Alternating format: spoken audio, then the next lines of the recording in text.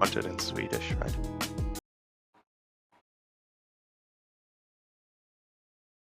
We're live! Kom nu Sverige! 20 år har vi väntat och nu är Sverige Europamästare. Den 5:e gång. You understand that, Alex? Alex in my ear, Brian over here. Yeah, we're picking up on Alex speaking in Danish after Denmark won the World Championship last year. And me in Swedish after Sweden won the Euro this year.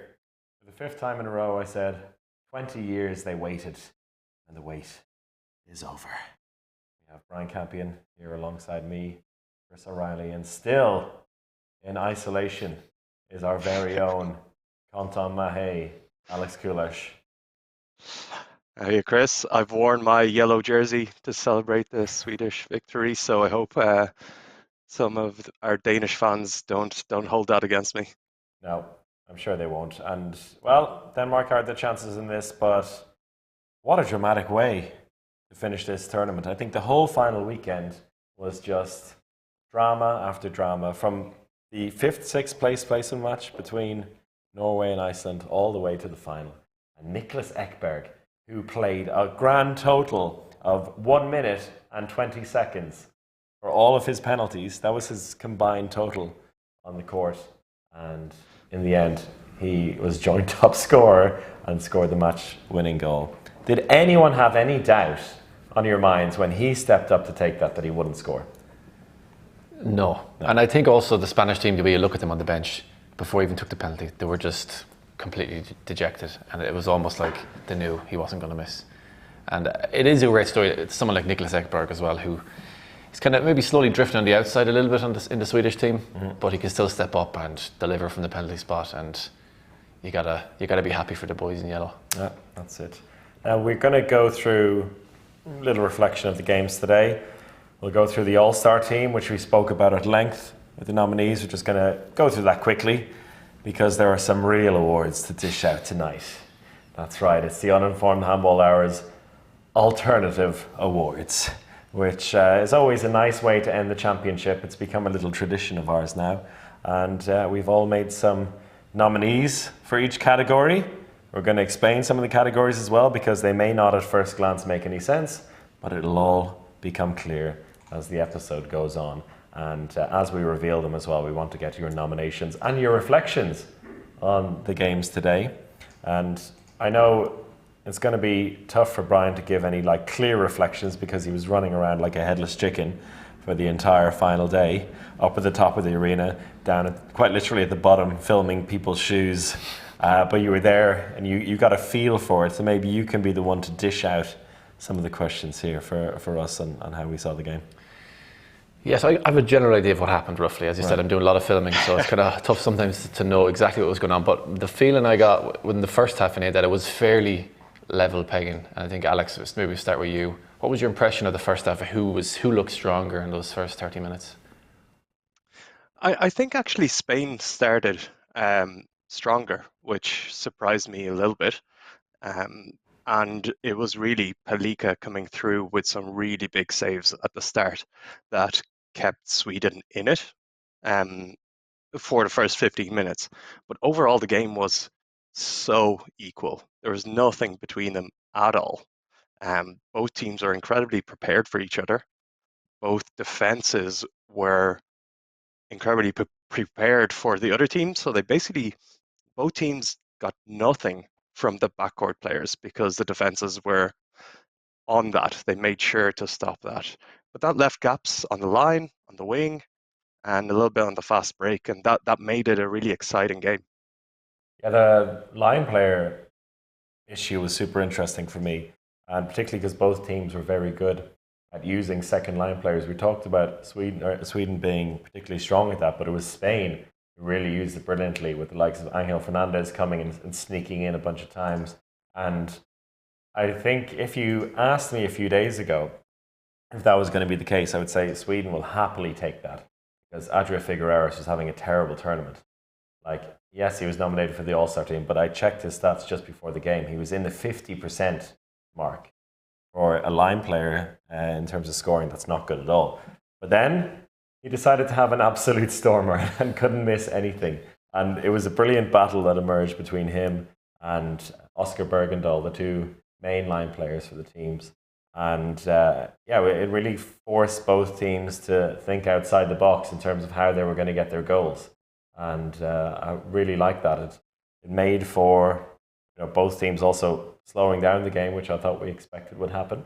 I think they pretty much both were equally slow throughout the entire game, and it was more a case of we both fancy our chances in this situation.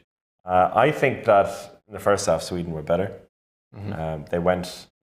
They were a goal down right at halftime. Correct. Yeah, they were a goal down at halftime, and but I thought they were the better team. But Spain managed in the last few minutes of the first half to do what they always seem to do, and just like grab a few easy goals. It was a great back and forth towards the end of the half, and then and Spain nicked ahead. Absolutely, yeah. Just some chats coming through there. Just like to point out that we have Dr. Handball in the chat today, so if you want to get on and have a bit of banter with Dr. Handball, that's Marcio Mamino in there. We also have Jacopo, an old friend of ours, saying hello. Cheers, Jacopo. And yeah, so going in at halftime, you think Sweden maybe had the upper hand. Alex, you think Spain had the better half. What then changed in the second half, or did anything change in the second half? Was it a carbon copy of the first, or did you notice anything different?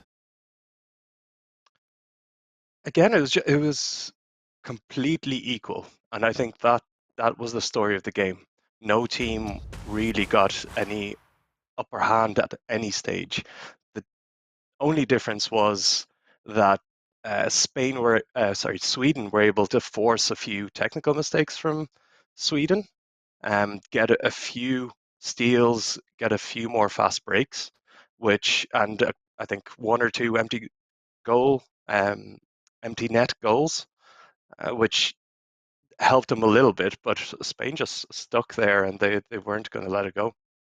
Something we talked about before the game today, we're talking about on our little private WhatsApp group, we're talking about how fluid sometimes this Spanish backcourt is.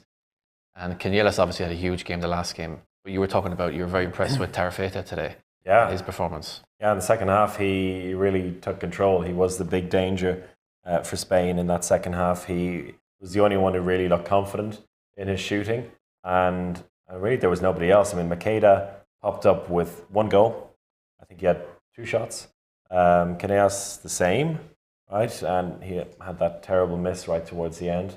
And Sarmiento just kept passing the ball, and Gerbindo as well. So really, there was nobody else in that backcourt that really pushed it. And it was funny because both teams, when they really get the ball moving, they can be super dangerous. But both teams seem to be particularly nervous about giving the ball away, particularly when they're in man-up situations, when the other team had a 2-minute suspension.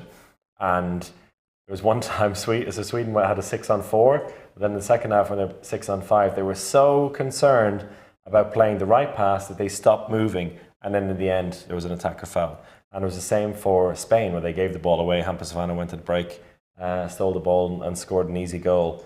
And so yeah, it was both teams seemed to get into each other's head a lot and prevent them from really getting going. So you said there was not a lot of technical errors from the Spanish for a long time, but they also weren't producing too much. And sometimes they just forced. I mean, they created stuff on the line, which was good. In the end, though, I think the main difference was the battle of the goalkeepers, obviously, but then the battle of the centre blocks. And Iñaki Peña, I think, had a horrible game. He was exposed. And I don't think he's a horrible player, but I think it's a similar situation to what happened to Carl Cornan in the semi-final with Ian Gottfriedson. He's just going to hammer at the door over and over and over again. And he wasn't the only one. They spread it a lot. But Peña made a load of mistakes, gave away 2 or 3 penalties, got a silly suspension for being an 8th man on the court. And so I think he was a real weak spot for a team that is usually renowned for being so solid in defense. But Sweden only scored 5 goals from all of their backcourt players. Jim Gottfriedson got 3. sorry, 6 goals in total. Clara got 2, and Lagergren got 1. I There mean, was just nothing from the back. Carlsberg got 2. Carl's, okay, still, Alex, still. coolish facts coming up But, here. but 8 goals Yeah. from the backcourt. Ian Gottfriedson got more than that in the semi-final himself. So it was this just absolute battle. And I just loved the gaps that appeared. And I think my favorite period was when I think 5 goals straight were scored between Oscar Bergendahl and Ian Tarafetta. And looking at that, you're just like, no one knew who these people were a couple of weeks ago. No one expected anything, and these two players are lighting up the final. So it was really a game, a team game from both squads today. And again, absolutely nothing in it comes down to Caneas basically having a bit of a nightmare 20 seconds. Yeah. And that's it. Can I, That's the difference between the two. A player who has had an incredible tournament, a player who you probably want to give the ball in these situations.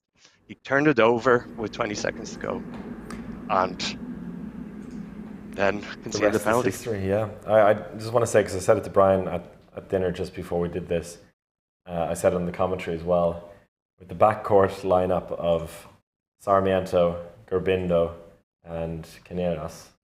First of all, I was kind of irritated that Ian was not in the backcourt, but I was like, okay, these 3 guys, they could keep passing the ball to each other for 4 hours with their eyes closed and not drop it. I mean, this is the feeling you get with them, and I was like, the 3 wily old boys. This is the guys you want.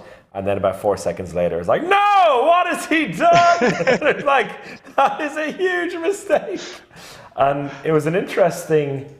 I mean, looking at the replay of it, then you could see it was what Spain were doing the whole championship, basically the whole final few minutes of every game. They wait, they look for the contact, they then do something because they expect no matter what happens, we're going to get the free throw over and over again. And that it was contact on Canelas, but the referees let him play on, landed on both feet, was completely free, and then took this. Not even a shot. Like, took whatever he did, and then I think only realised afterwards, like, oh wait, nobody was actually touching me there. there's no chance I can get a free throw here. And then it was Caneas who gave away the penalty. The slightest of touches as Lagergren went through. Yeah. And I think just before we talk about that, you translated the timeout from Jim Gottfriedson, which was brilliant. But we've been talking about it the whole championship, and Brian has been there beside Ian for a lot of those timeouts where he takes full control of the last few seconds, takes control of the last timeout. And in this case, he took control of the biggest timeout of the whole tournament with the last attack and the championship on the line. And I translated the quote, but there's also a part of it which I didn't post, which at the very start of it, Solberg comes up and goes, "Oh, should we go 7-on-6?" Ian's just like, nah, go away, Glenn. I told him to go away. We're not doing 7-on-6. We go German right, Danish left. He points at Oscar Bergendahl on to say, "You will not let him go with your fucking life, and now we will become European champions." And that's what they did. Oscar Bergendahl on the line, made the block, made sure that the defender didn't come around, made the space for. Shall we see it? Yeah. Shall we see it happen? Can we see it? We have the highlights ready to go. Clemens Let's is do it. working magic as we're going. Let's listen to the. Well, we don't have to listen to it because it's me. Let's watch the highlights. So you got the full highlights here. Yeah, good 3 minutes of it. Right? Clemens? You don't know? All right, let's see. Jim Gottfriedson starting every game as Jim Gottfriedson does with a standing shot. Yeah. Absolute rocket. We were talking about this on the card on the way over, Alex. Do you think he was better? Do you think this is his best we've ever seen him in an international tournament? Even though he's won MVP a few times now. That's a tough one, because I don't think he's had as amazing a full tournament as we've seen before. I think even in the last World Championship, I think he was probably better. He had more control, but just a semi-final game, I think that's the best game Jim Gottfriedson has ever played. So Today Spain he didn't just really, keeps getting better. they didn't let him play in the same way, but he still, like, you know, that created the opportunities for other people. He still had, what, 7 assists? 3 goals from 5 and 7 assists. I think that says a lot about, you know, he forced it to happen at the end. There's a Makeda goal. 7 seconds before that, I said he hasn't had a shot yet. Been a bit quiet. Like the opposite commentator curse. That was such a risky shot. I really thought that was going to go over. This was brilliant. The gap here, Vanna to shoot into. There's nothing to shoot into. Look at the tiny gap he's given, and he finds it. Unbelievable.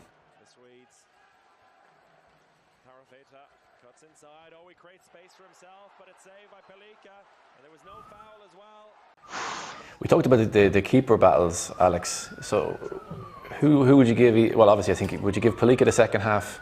Or, I mean, where did you see the seesaw of that battle? That was an incredible so assist lucky. by Gurbindo. Was that on purpose? No, it was like pure accident. Yeah. Slipped out of his hands. Yeah.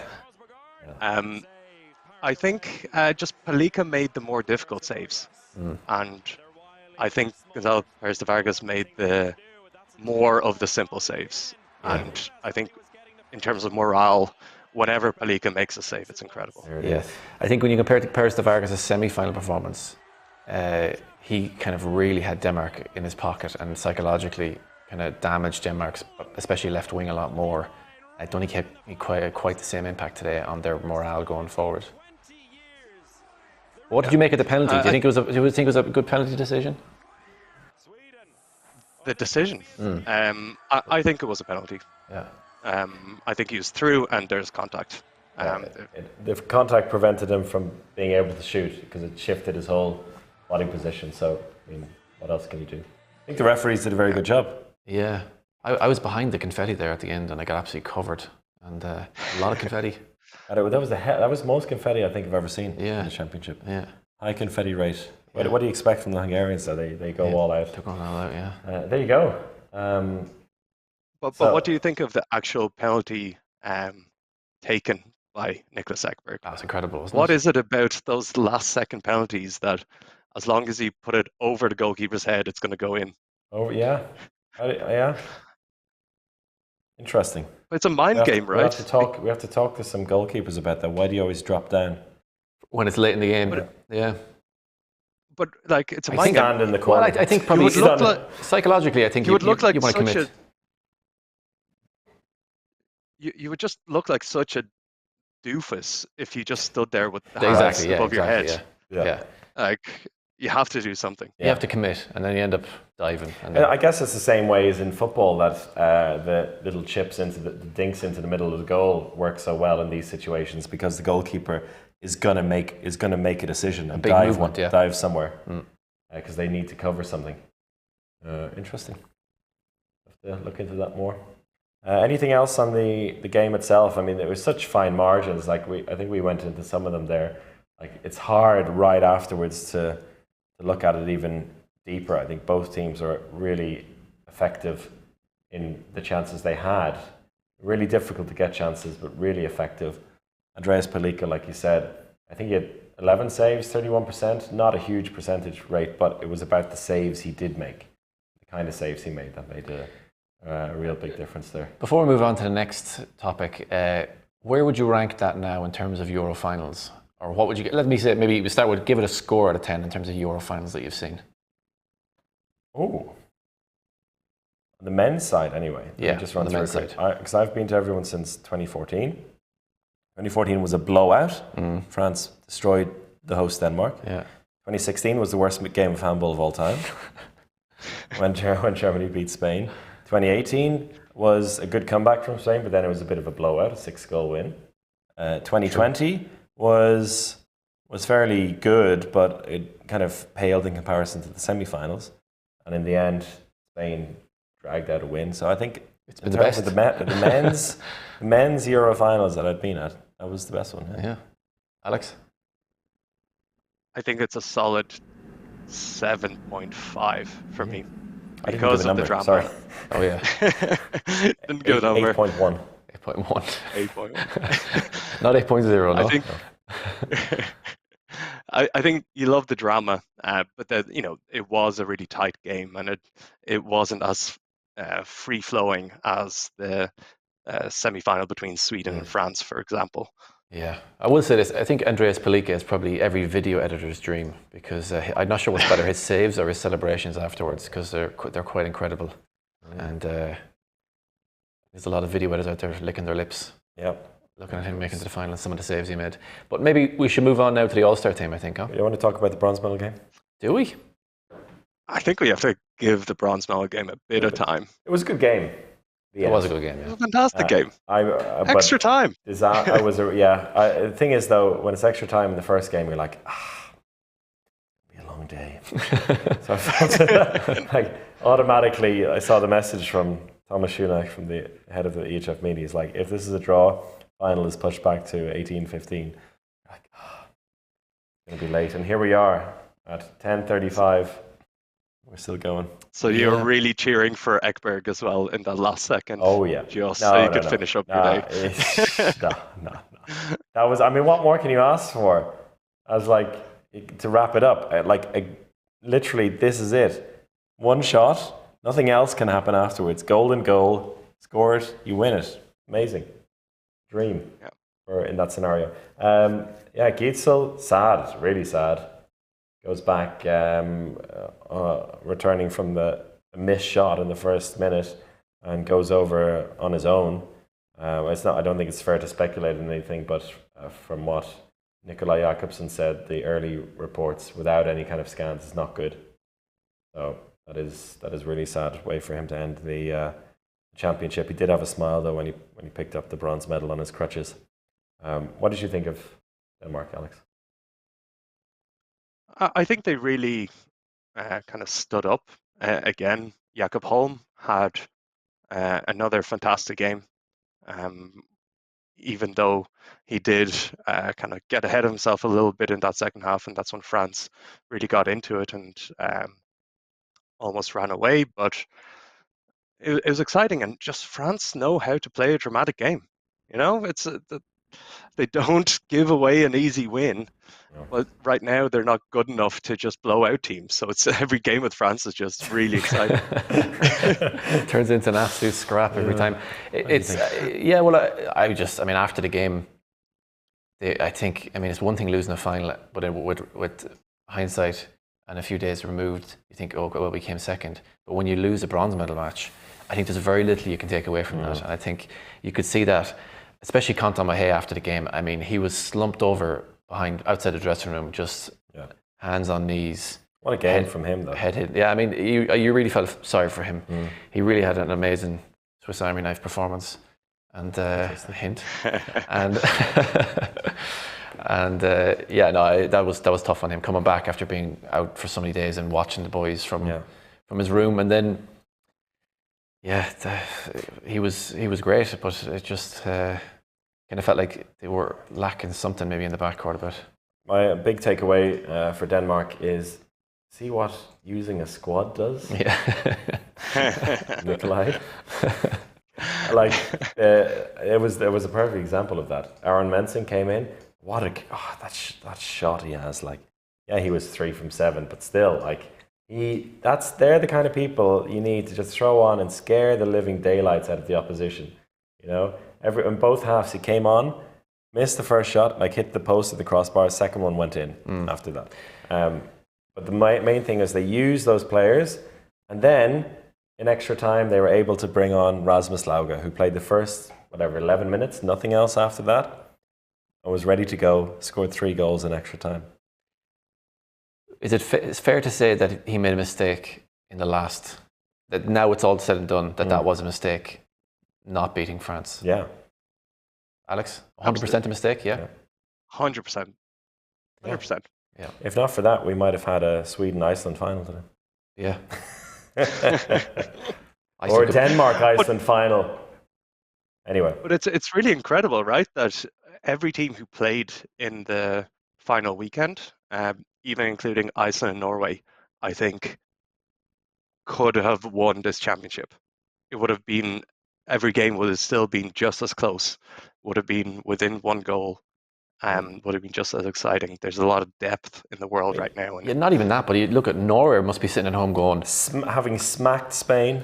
yeah, and then also then also having been better than Sweden for about 50 minutes, and thinking we threw that away. We were dominating Sweden. You think about what Norway think about what Czech Republic are thinking right now.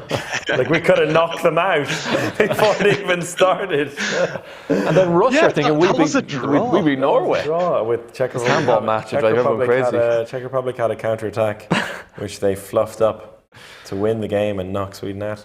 Yeah. Them's the margins. Yeah, congratulations. That was a quote sorry. from Jim Gottfredson after the semi-final, that there's just such fine margins between heaven and hell, and I think that has been the definition of Sweden's tournament. Yeah, that was on Strike Spiller. God, heaven tastes good, doesn't it though? Sure does. I bet those heavenly pints are tasting really good right now. Yeah, they were blaring some sort of very very dodgy techno from the dressing room when I was walking past before I left. All right. Well, Especially Walter Krintz on the mic 100% there. in the nip. in the nip. Our producer's just been given a beer now, so I think it's time to move on. Before it gets messy. So before we go into the real awards, time for the All-Star team. Should we run through it quickly? There it is on the screen. Well done. That's good. So in goal, Victor Hallgrimsson. At least one of us had him, right? I did, yeah. Yeah. I think this is the key thing. If at least one of us had them in it, then we did well. Or we had some kind of influence, as it's a fan vote. Milos Vujovic, left wing. Well done. Your man. Miguel Hansen, left back. Alex went for him. Luke Steins, centre back. Happy days. A couple of us went for him. Matthias Kiesel, right back, as predicted by me, right? Yeah. Mm-hmm. Alex Gomez, neither. Oh, we didn't have him. But he came to life in the semi-finals, didn't he? He did, yeah. Alex He did Gomez. an incredible semi-final. Yeah, that was the key thing for him. Johannes Gola at line was none of us had him. He was really good though. I had him. Did on you? the line. You did. Well done, Alex. Oscar Bergendahl, defender. Yes, we didn't go for an MVP at the time, but we did give MVP predictions before the championship, and you had Ben Sabanidi. I did, yeah, I did. But just talk about Oscar there for a second. Yeah. He's a defender, isn't he? He's a defender who He scored a lot of goals today, he didn't he? happened to be the joint top scorer. So, The top scorer from open play. If you're watching a last stream, my theory about defenders is Correct. they're only good when they score loads of goals. Otherwise, we can forget about them. If you have to invite one position to house parties, though, Yeah. you only invite one. You probably invite defenders, though. Actually, they're very nice people. Yeah. Straight up, think about them. All the characters who were just defenders, they're actually lovely lads. The last people you want to invite are the wingers because they would never calm down. Anyway, move on. Go on. Also, your boy Seaman Health continued his 100%, didn't he, until the end? True, Mr. 100. Yeah. There you go. Jim Gottfriedson, MVP, and I think that's a solid decision in the end, particularly based on the semi-final. And today, stats-wise, didn't look amazing, but he got the job done. And the top scorer was Omar Ingi Magnusson, 59 goals, snatching it away from Kai Smits, who probably would have got it. Probably, yeah. If not for COVID. So, any thoughts on the All-Star team before we move on? I generally like it. I mean, I'm not fully sure about. It's a fan vote in the end, so Yeah.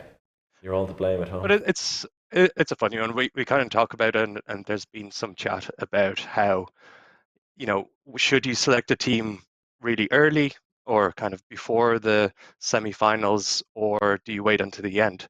But there's actually pros and cons on both sides, because a lot of people had Oscar Bergendahl as their top line player, and he was non-existent until maybe the last game or the last two games of the main round. And even though he's had an incredible end of tournament. Do you purely reward that, or do you reward someone who's just been very good for a whole tournament? So it's always difficult. So I think this has been a good mix either way. I can't help but feel, though, the last few games do have a little bit more emphasis than someone who played really well in the preliminary rounds when the big teams aren't really that bothered sometimes. Then if you have an unbelievable semi-final and final, I think that just, in my books anyway, means a little bit more. It's like in the prediction league where the bonus ball value happens to go up as the championship goes on. And actually, I would like a quick reference to that because before we go into the big thing, because I made a huge comeback. Yeah, I was well, not on you, Chris, but after missing a couple of rounds, I didn't think I would catch up to Brian, but well, no, I forgot to put in my last two predictions, so there you go. That's why you caught up to me. So, had I put them in, oh my god, we were I think 3 points apart going into the last two predictions. So I'd made the comeback already. Okay. But so we have Brian in the uninformed Handball Hour League with a massive 37 participants. Brian in 25th with 235 points. With 9 games missing. Irrelevant. Is it? Yeah, you know, if you don't, you miss 100% of the shots you don't take. Barca Kulash, Alex, 19th, 259 points. And then, in the final game, I went for a 1-goal win for Sweden, which gave me 40 points with the bonus ball and put me up to 6th place, 322 points. Joshua is the winner with 353 points. Congratulations, Joshua. He also, I think he tweeted us midway through the championship and he's held on to his lead. So well done to Joshua. Yeah, that's really, really good. When you consider the overall as well, let me see here. The overall winner was 386. I was 63rd in the world. In a dramatic ending to the EHF media one, which Bjorn Patson was running away with. This is important. It's not important at all. It's really important. Nobody cares about this. I really feel really like important. it's time to get into the war. Can we move on? It's because I won the EHF media one. Anyway, go on to the awards. Chris, he walks into the media room after the game, right after the final, and all these people are giving him a round of applause, and I go, "Oh, congratulations, Chris, on commentating so many games." And they're like, "No, Brian, no, they're congratulating me on winning their league." And I was like, "Oh, Christ." No, that was just Bjorn. Bjorn said congratulations. Everyone else gave the applause for the performance. Bjorn's was purely about the league. That was the first message I saw after full time. It was not anything about the game. It was Bjorn Patson saying congratulations. He who laughs last laughs loudest. Yeah. So, but do you like the All-Star team? If you're going to say like yes or no, yeah, you both like it. Okay. Yeah. If it was a club team, what club would it be? Can we get back on screen for a second? Is that possible, Flamens? Oh, I know. With 3 players, it would be Georgi. True. It would be Georgi if they had a bit more money. Basically. It's what Aalborg and Kolstad would like to be. Yeah? Yeah. Georgi plus friends. Yeah, okay. There you go. Okay, so we should move on. Time for the awards. Time for the real awards, huh? Awards. Here we fucking go. Oh, I spent hours thinking about this, did you? No.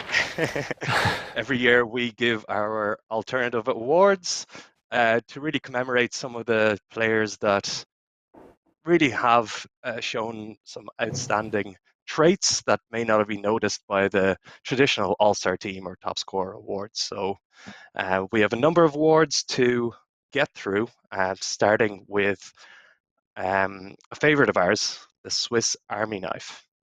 Yo! So will I give the description or just... You go for it, Alex. Yeah, you lead the way here. So Swiss Army Knife is a player that he can do everything. He'll probably attack, he'll defend, he'll do something more. He may not be the best player on the team, but he's the person who links it all.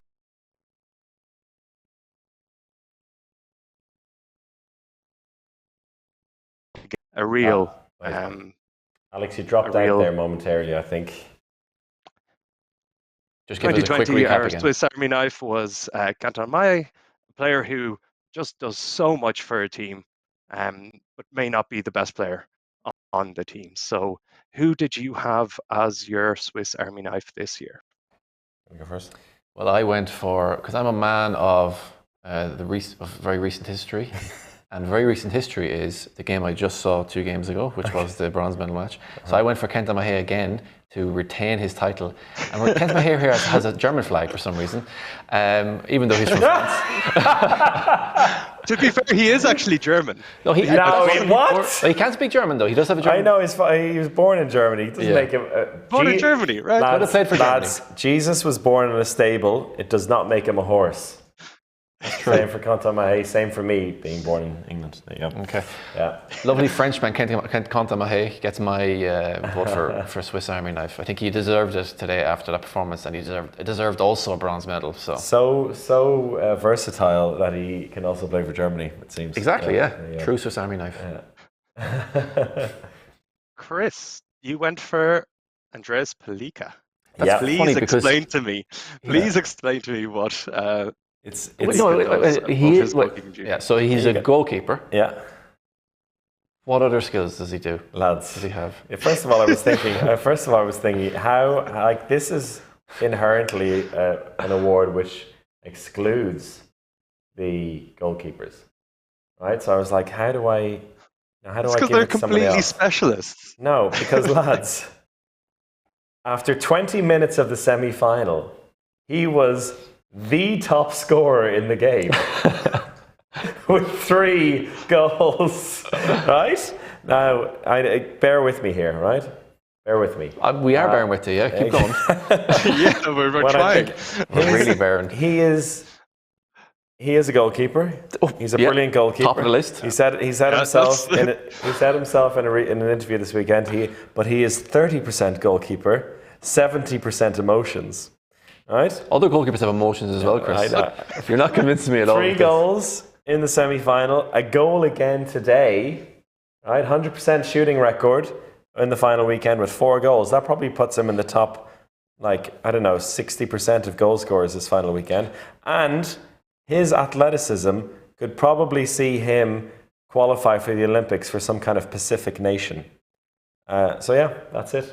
And he's a leader. So you're telling me he's a leader on and off the court. There was a time. What came into my head is in the semi-final, the way he was so pumped up. I was like, you could actually put him on the line, and he would do a job for you right now.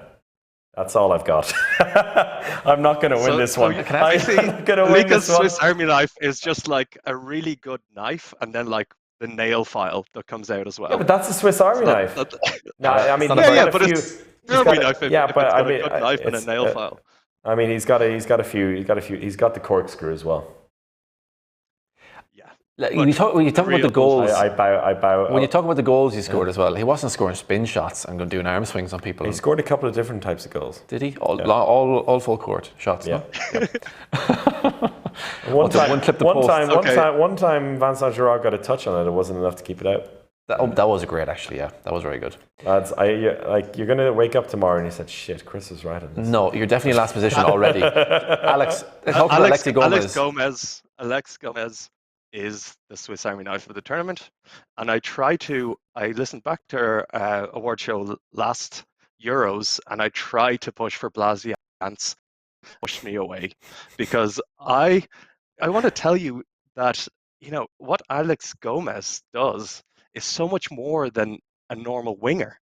Think of the many wingers in this competition who basically run up and down the court, finish on the wing, get a few fast breaks. That's a good winger. Alex Gomez is the best defender as a winger. The amount of steals he gets, the amount of tackles he does on that number 2 defender. He is incredible at running in behind the defense on fast breaks and within the game, and finishes extremely well as a line player. There's a lot of wings who run in, but then they can't really finish. Alex Gomez always does. He's an incredibly good penalty taker. Mm-hmm. He can do trick shots. He can do the normal shot. He can go for pack and roll it under. He can do everything. Wait, what's the normal shot? Swiss Army knife. Just up, bottom left. Or for him, probably. So, right. Swiss Army knife. Alex I think Gomez. I think Alex won that, to be honest. Yeah, actually, there's not much of a. I mean, I was hoping I would get some kind of rogue support for Palika from one of you, but No, that was actually disgraceful. For your standards, Chris, that was really bad. I believe actually. I know we put Conton Mahey there. I'm pretty sure 2 years ago Christian O'Sullivan won it, and 3 years ago it was Conton Mahey. Anyway, I remember I won the Christian O'Sullivan debate with you last time, so I'm happy to bow out in this one. Alex Gomez is a great one. Well done, Alex. So up next, what do we have? Mr. Clemens. Let's move on here. Always putting in the little... Oh, lovely. It's gone again. Okay. It's late at night. Let's move on. Butter knife. Alex, take us through it. Oh, that's your favourite one. Fine. Yeah. Got to give your... I love the graphics here. Because I was a bit like that as a player, wasn't I? I was just could jump high and throw the ball hard. That's all I could do. Explain it. So one very good... What they do one thing very, very well. Like a butter knife can only butter on bread. Yeah, they have an extremely good skill. So if you're in front of you, you don't want a fancy steak knife. You want a butter knife. And there's a key to that. But you don't really want a butter knife in many other situations. Yeah. So a specialist player. I'm going to try and redeem myself here. I'm going first here. Tobias Reichmann and his loop-de-loop wing shot. Because you know what? He's not actually that good a penalty taker. And he has one move in handball, which still somehow he's very good at it. But it's the jump shot from the right wing, loops the arm around, makes the goalkeeper move one way, and then he places it past him. If you think about Tobias Reichmann, you don't think, besides the hair, you don't think of anything else except that move. And he reproduced it at this championship. It was great to see him back, and that's what he's there for. I mean, if you sign him, if some Kuwaiti club wants to sign him in a couple of years, they can just bring him out at halftime and do that. You know, everyone will come to see the Reichmann. Yeah, they'll just call it the Reichmann. The Reichmann spin. Yeah. Kai Smith as a butter knife is a little harsh, I think. That is very a terrible harsh. decision. That's harsh. So, I think a butter knife can still... you've gone with a very specific definition of butter knife, and I do like... The one which you gave us. Because everyone... but everyone knows that Reichmann move. But Kai Smith's...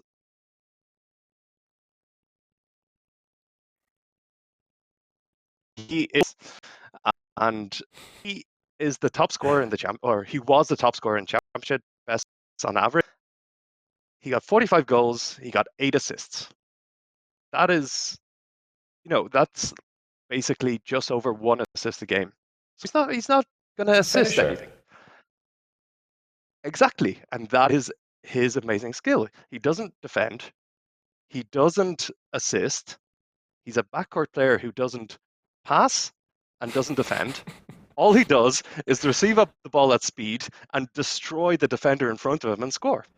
And he doesn't jump shoot. He doesn't jump shoot. All he does is go one on. Nah, come on, you gotta get out of here.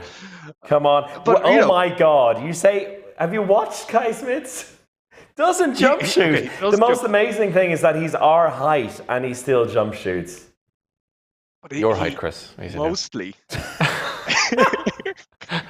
He mostly was. Finish up your point here. You can see where I'm going, because he is an incredible player, but main skill that he's extremely good at is receiving the ball at speed and finishing. I'll give you that, but I mean, it would be an insult to both the player and the award if he got that. It would be, and that's why I don't want to be arrogant now, but I've taken the definition of the butter knife is Harold Reinkind.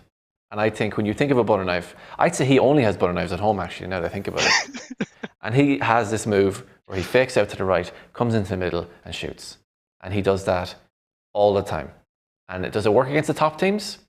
Not really. But will it work against Bosnia-Herzegovina? Yes, and you score 8 goals against Bosnia-Herzegovina. Is he a good defender? He's okay. Yeah. But he has one move which he does really well, which he probably learned when he was 13. Fake out, come in and shoot. And he does that every single time. He said it doesn't work against good teams, didn't he? He scored like 6 from 6 against the now champions. I said not always. Okay. Yeah, not always. He does have the odd good game against big teams as well. He can step up. It's a good call. That's a good call. I think it's between Reichmann and Reinkind, and because Alex, in this case, you chose the worst one, you decide the winner.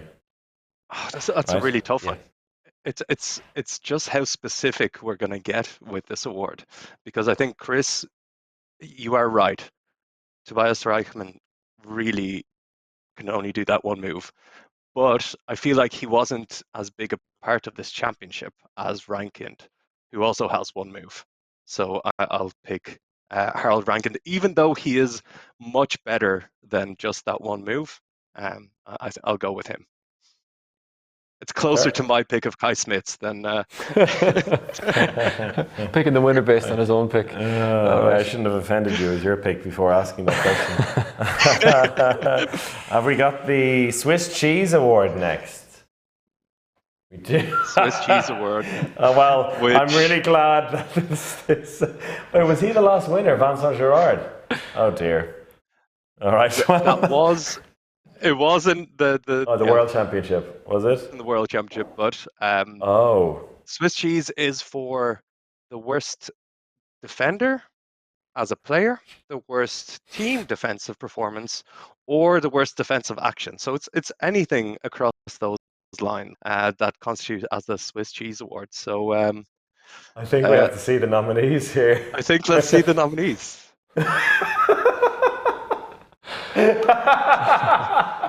Oh, good lord. 3 variations of the exact same thing. I think this is the first time in history that we've agreed so fully on something, but found variations on the rule. So Alex, you went for Nicolas Tournat. I went for Nicolas Tournat, and I've talked about this in the championship. He's an incredible attacking player. He is a terrible defender. He gets rinsed inside out so during the game. He doesn't really play in defense for his club. He's been forced to play in defense in this tournament with the French team losing a couple of their centre blocks, and he has just had a very poor defensive performance across the whole tournament. So he is my Swiss Cheese Award. Right. I went for Gerrard, which is tough, but I do when Gerrard plays well, he's the best keeper in the world in that game.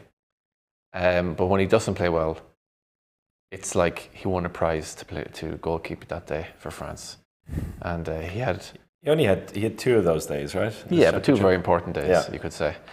And I think you need your keeper to be a bit more like Palika. It doesn't matter what happens in preliminary rounds, but when it really matters, you need him to step up, especially in semi-finals. And he's got a little bit of a reputation now for semi-finals, even though he did play really well in the last Olympics. But he has got a bit of a problem when it comes to, maybe not finals, so say, but semi-finals.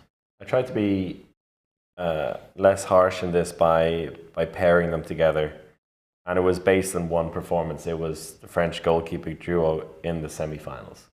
Because Gerrard, 11% with 3 saves. Pardon, 11% with 1 save, which makes 11%. And it's not the first time. In fact, it's the second time in 2 years that's happened in the semi-final. I think I think it's a super specific time it happened for them, and I think that's why it's so fitting, because it is a performance and a whole event.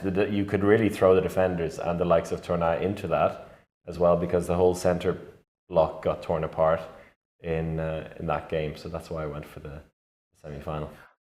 There's also I do have a theory about it, because during the Olympics, so Vincent Girard had an incredible tournament, really saved France. I think Desbonnet was the second goalkeeper. But the 2 last semi-finals we've seen for France with the pairing of Gerrard and Pardon, that has been a disaster. So maybe there's just something about this pairing of the 2 of them that causes this disaster. So I like your view on it. So we're kind of expanding from Gerrard on his own. Yeah. It's deeper than that. It's the full French. He was brilliant today in the bronze medal game. So it's hard to be. I think it would be too harsh to give it to him again. We like Vincent Girard. Yeah, right? We do. So I think it's either We do. Torna or the team. Are you willing to give in here, Alex? Like, we don't like to give the award to the same person in Uh, consecutive years. you want to avoid the goalkeeper But pair completely? I think it's still the best one, even though Nicolas Turner has been an absolute stinky French brie in defence. All right, there you go. Yeah, France goalkeeper duo in the semi-finals gets the Swiss Cheese Award. Next up, it's our favourite, the Adrian Sipos Award for Excellence in Shithousery. Alex, take us through it. This is one of our favourite awards, an award that was named by you, Chris, in honour of our favourite shithouser, Adrian That Chipas. picture is so well So done, good. Clemens. It's just the That's picture really really good. tells you everything you need to know about this award. It's not just this is more than just bad discipline. It's not the player who's received the most red cards or 2 minutes. It's a player who really went out there and tried to hurt people. And looking at that picture, you know that Adrian Chipas really tried to hurt Cavalcanti, and he does it so many times. So Another aspect is the getting away with it, which was a key factor yes, last time, because it's not just about the person with the worst disciplinary record, but it's also people who try shit, are sneaky about it, and often get away with it. And that is a good aspect in this. The as well. Alexi Borges one, what was the example last time, Alex? Do you remember? I think it was a really good example of why he won it in the end. yeah, so basically you need to get a red card to qualify. So that was in the World Oh, Championships, which had a lot more games and a lot more red cards. So there was kind of, you need to have a bad disciplinary record to qualify, but you can't necessarily be the worst in it. So, You have to get away with a few because things. you have to still get do away some with a few research things. here. Okay. Well, I just want to, before that, to, like, in honor, unless either of you have gone, just to clarify, neither of you have gone for Adrian Sipos, right? No. So I didn't go for him, but we have to, Oh, yeah, honor him. we lost Do Alex. you? Oh, I'm still here. Uh, but I think we we haven't nominated him because he could really win it every year. That Yeah, wouldn't make this award any fun. that's So, I just but want to we give have to two honor examples his there. performance. Yeah, I want to give two Yeah, examples of Adrian Sipos just to further prove why it's named after him. He got a red card in the first game, in which they lost to the Netherlands, and got a red card in the final game with a third 2-minute suspension happening 4 minutes before the end, in a brilliant shithouse move where he's like, I don't fancy being here at the end when 20,000 people are really disappointed in us. I'm going to leave now. So I think that was pure. That was genius. yeah. And he got 7 2 minutes in 3 games. Really, almost the maximum you can get. So a really impressive performance from Adrian Schipos in Shithousery. Okay, so guys, who did you go for? Well, I didn't look at the disciplinary record for my guy. I set my stance early here, so I'm going to see if he actually had a bad disciplinary record. But I don't think he needs it for my guy to qualify here. And actually, somebody agrees with me. All right, so Yeah. So who went for Gerard? I went for Vincent Gerard Okay, because I noticed something as the tournament's gone on. Vincent Gerard, and I don't want to keep shitting on Vincent Gerard because we've done enough of that, but he did get a red card. That was down to the other player nominated, which is Milos Vujovic. Red pair. But Vincent Gerard really likes running out and intercepting balls and is really bad at it. So he got a 2 minutes in the bronze medal game where he ran out and the Danish player got the ball on the line Saugstrup, on a yeah. fast break. Saugstrup got it on the line, and Vincent Gerard just tackled him from behind. He just hugged him like a live player tackle. It's like, what are you doing? He should qualify for the Swiss Army knife with that move. That was hilarious. That was really good. And he does, I do notice Van Gerard also does like to step out that extra, maybe half a meter on a fast break shot when a player is jumping towards him, and he'll kick out a foot. And if it hits someone in the face, oh, that's just unlucky. So there's a lot of shithousery too outside Gerard. All right, you give your side of the Vujovic story here, Alex, Brian. It's the second time. I mean, we've talked about it a few times now, and I think for me, I was leaning in heavy on the aspect of him kind of getting away with things, and it was in the game against France when Gerard, who's also on the list, got that red card, and his dive, first of all, was one thing, and then we've talked about loads of times before as well. His post-match interviews, and then also in that game itself, I felt like after the Gerard got that red card, as you said, I felt the next thing he was going to do was hit the keeper in the face with the ball, and we said that completely. I was in Bratislava at the time, and we said the exact same thing in the room. We were watching that live. We're like, he's going to do that. He had the penalty directly afterwards. He's going to hit Pardon right in the head. A headshot next. I was thinking, when people are saying that in the room, you're like, this guy is the original shithouser. And not only, it's because in like a minute later in the counter-attack, he actually did one of those moves where, oh no, maybe I fall into Pardon's leg and break it. Yeah. And then, oh no, France won't have a goalkeeper. It wasn't he does it all the time. The way he plays, he's always looking for that little dirty edge. The way he defends, the way he attacks, and then his post-match interviews and the way he behaves so like peacefully, and like I would like to congratulate the other team on their win. It screams shithouser to me. It's a hard one because we can't split this because we went for the same one and then Alex went for Gerard, so I think maybe Clemens has to give up. I also just agree on Vujovic. Clemens decided for us. It's an easy one. Yeah. That's a good. I like the Gerard call though. It was good. Done. Yeah, I enjoyed that. Good. Yeah. I'm just trying to see Vujovic's disciplinary stats here. If Sipos is third highest after 3 games. Yeah. 3 games. Yeah. Cheap.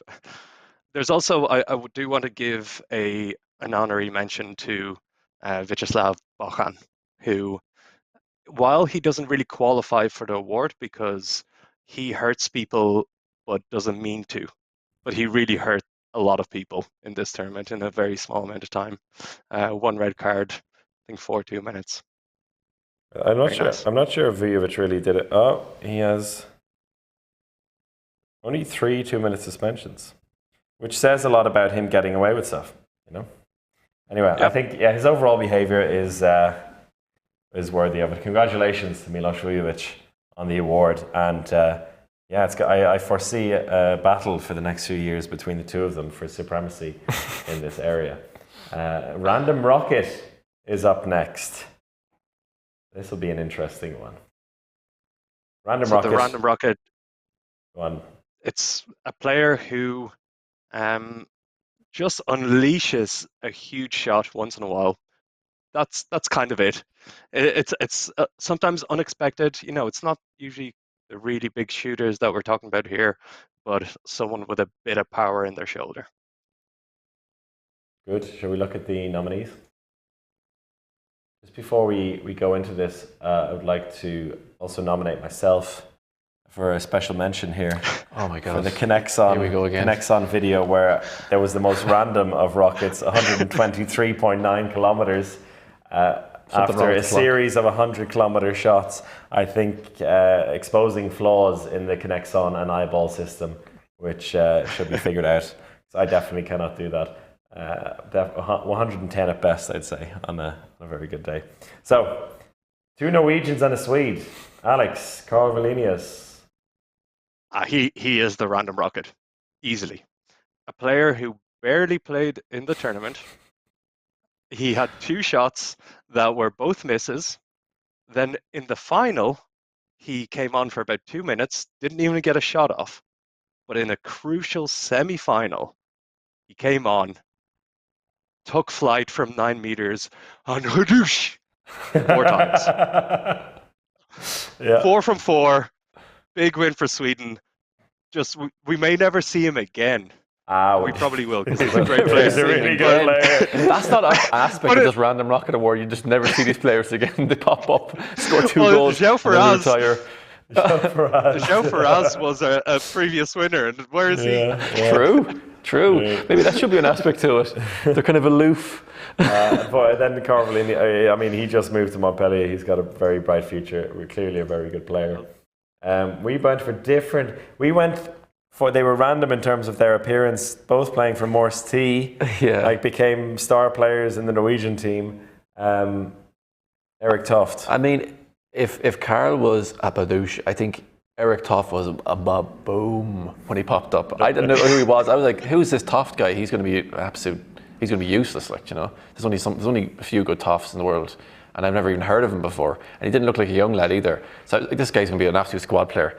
And then he would just pop up, and he really surprised me. And some of his shots were just like, where has this guy come from? And in fairness, I think he was more rocket than random because he did play very well. And there was a lot of rockets in there. Yeah. But I think I was just surprised by the rocketness and him being so random. So I've kind of twisted the narrative. playing with the narrative a little bit here, but And I went for a more literal one in this sense with Sander Øvregjerde, who was so similar in many ways, but he wasn't as powerful. But then he actually did produce random rockets at different points and like scored from the most ridiculous angles as well with really good shots. And I began to expect it from Toft, but never expected it from Øvregjerde, which is why I gave him the award. The nomination. I think three good choices here, and I think I'm probably actually leaning towards Carl. Actually, I think Alex set it up nicely. What he did in the semi-final was as random as you can get. Yeah, so let's give it to Carl. Yeah, it's as random and as rocket because they were all 9-meter shots. So, Congratulations, Carl. Yeah. Never see you again, seemingly. Imagine if that becomes a curse now. All right, random rocket, Carl Valinius. Breakout player. There's a couple of really good options here for this one. I don't know who mine is going to be because I gave one and then I was like, okay, but maybe someone else will give it. So if they do, I'll go for this player to mix it up a little bit. Well, I went for Yaya Omar because like breakout player, 4 years running. I actually told him that story last night. Oh? Yeah. Did you like it? Out with Yaya Omar and mentioned to him that a colleague on the podcast for 3 years in a row has predicted him as the breakout player. And, you know, he enjoyed that. Yaya Omar, by the way, really nice guy, future podcast guest. But you went for? I can't remember. Need a graphic. I went for Danny Byans because I went kind of a real breakout from a player that kind of probably not many people have heard of. You know, with this Dutch team, we heard of French. Steins and Smits. They played really well, and Danny Byans is French. And Dutch. Alex, you went for a French Danny Byans. I went for the Dutch one that everybody knows. My one hasn't broken out yet. I can't wait. This makes people who are listening to this on the podcast only. This will make no sense. No, yeah. But you're gonna have to go and watch the live stream on Twitch. As Clemens has a panic attack here in the background, sweating through that jumper trying to fix the graphics. And he had an incredible story because he went from the first Bundesliga down to the second Bundesliga to get some more minutes, and he had an incredible tournament. He had a lot of goals and assists. He at a point he was third overall in combined goal and assists, kind of towards the end of the main round. So out of nowhere, hopefully he gets a big contract coming out of this. Tin Lucin is a very good one as well. But I feel like Tin Lucin, if there was a category best young player, he's only 21, I think I'd probably give it to him. There was a lot of good young breakout players in this championship. Like for There was. every, like Radojic Cepic is another one from Montenegro. He's only 19, playing for Celje, like the perfect place for a young playmaker. He's going to be huge.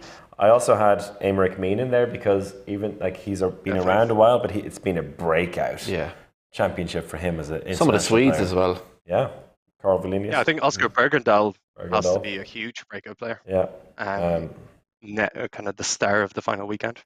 But the person I kept, like every single time because there was a lot of these player intros in the games, in the commentary, so every player was brought in for the first time ever. So I had to talk about every player every time. Unless I really didn't know, then I kind of talked about the team for a while until, and there is Dmitry Zhitnikov. But Tinluchin, every single time, it was like a real, like for me, breakout star of the championship. Although both of us waxed lyrical about him in the All-Star team chat, I just had to put him in there. But I think if you're doubling up on Danny Bynes here, I think I can bow to that. I think just for... Oh, we've changed it. Oh, look. Wow. That's good editing. No. I was going to say we go for the Dutch Danny Bynes, but they're both Dutch now. So congratulations, Danny Bynes, on winning the Breakout Player Award. And we hope you get a contract in the Bundesliga once again. Or Kolstad. Or Kolstad, yes. Because he did play in Lemgo for a while, didn't he? Yeah. We did. All right. Super sub, Alex. Super sub is a new category, and hopefully the last time we ever do this category. Because this has been a tournament of really wide squads. A lot of players have come in that probably didn't expect to even get a sniff of the tournament. A lot of players came in from their couch, from work, and really performed at a really high level. So we have to give one of them an award. Could have called this the Couch to 5K award. That's that thing you do running. But yeah. Anyway, super sub is good. Who we got? Oh, I didn't expect that now from Alex. Julian Custer, Alex Kulash, hit us. Yeah, Julian Custer. He came out of nowhere. He's a young player playing for Gummersbach in the second Bundesliga, I believe. Outskirts of the squad, and then when he did come into the squad, he basically played every minute and was Germany's best player. Absolutely incredible performance. Really excited to see a lot more of him. Yeah, good one. Yeah, he was okay. But the story of the tournament has to be Thijs van Leuven. You know, I mean we made a whole video about him just for that story alone. He was at home at work, 5th or 6th, 7th, 8th, 9th, 10th, even choice goalkeeper, and pops up and not only had just one good game, had a few good games actually by the end of it. Also played very well against Croatia, so it was no fluke. And I'd say he's probably put himself up the list now, a lot closer anyway, to being selected. I mean, he might not be first or second choice, but I'd say probably now he's third or fourth choice at least. Moved up 2 spaces, and that for me was the feel-good story of the tournament. And he defines the super sub because people didn't expect anything from him.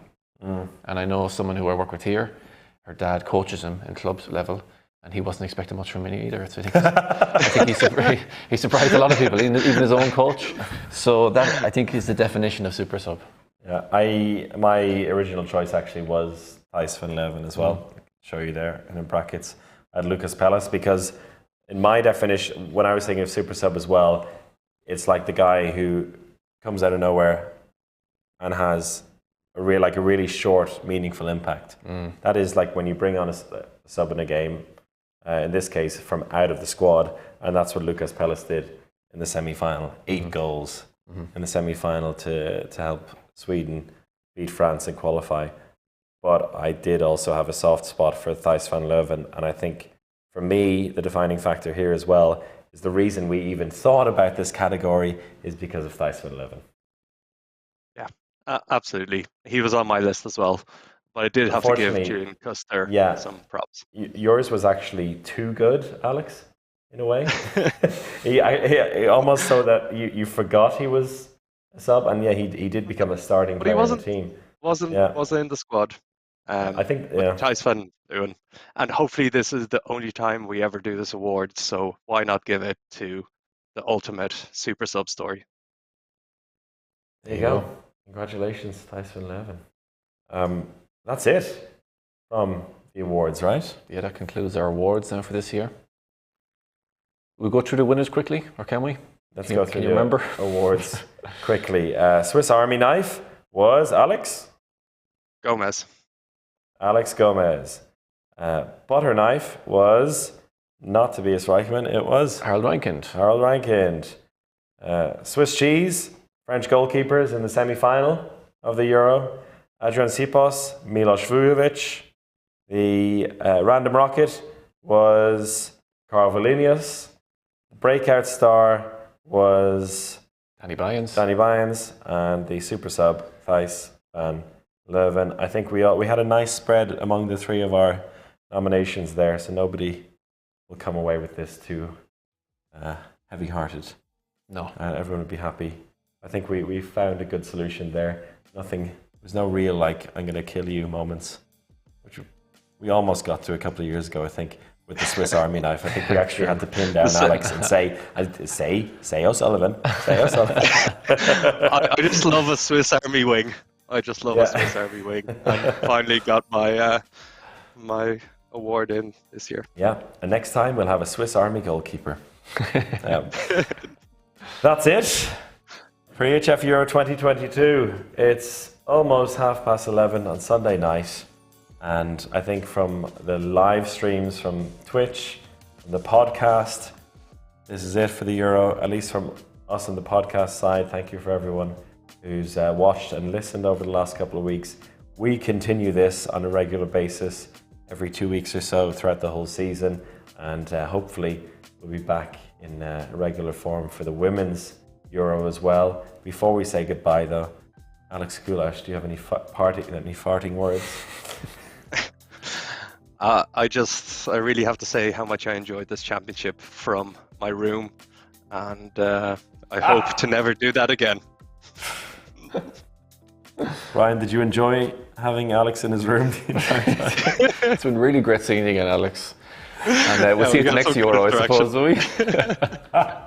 See you on the internet next time. And a big shout out also to our producer, Clemens, who was always working in the background there and stressed out today because we sent our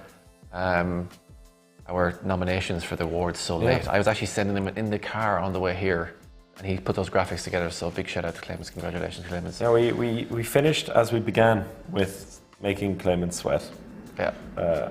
Whether it's the internet or anything else. And those of you who just listened, you want to look at the Twitch streams just for that sake, and also to subscribe to Twitch so Clemens can keep his job. Right, Clemens? Yes. Okay, thank you everyone for watching and listening. We'll be back again very shortly with another Uninformed Handball Hour podcast, but from the EHF Euro 2022. Congratulations, Sweden. Thank you. Goodbye. Alex, wave.